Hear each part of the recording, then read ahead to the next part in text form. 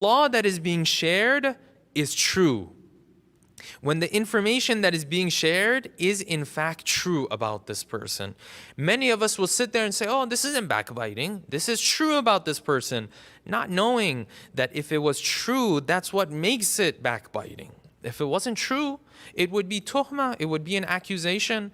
And that's why in the hadith it says that if you say something that's real about your brother, a hidden flaw that's real about him, then you have essentially been backbiting about him.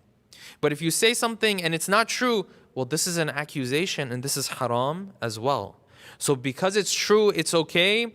That's not the way it works, number one. Number two, can I sit there and listen to someone who's backbiting? Do I have that permission?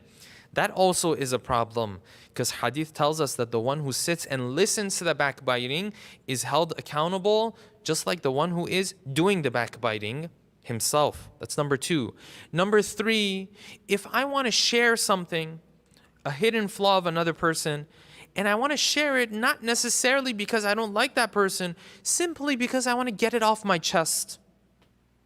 I just want to share it. I like to share it.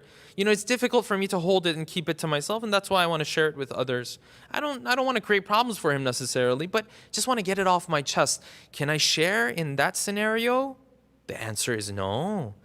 Sometimes it's allowed when you are wronged, when you are oppressed, according to the rulings of some of our maraji. Yes, it's allowed.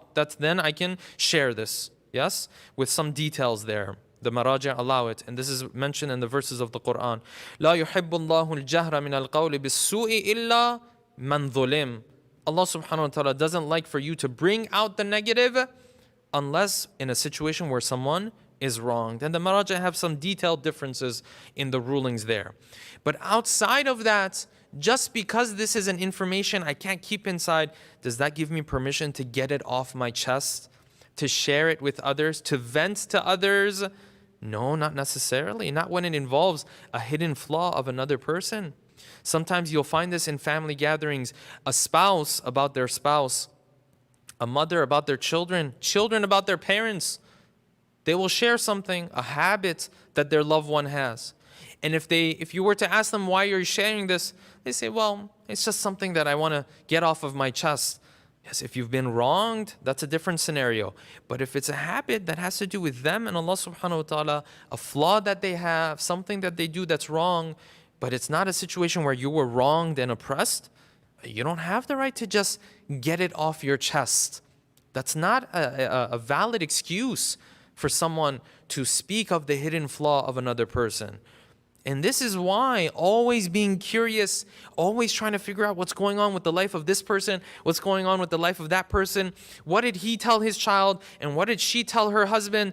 Trying to figure out all of this is not a good idea. This is not part of the seerah of the Ahlul Bayt. They weren't constantly trying to figure out what's going on in the personal life of this person and this person and this person. Because when you know all of that information, then you become prone to making some very big mistakes.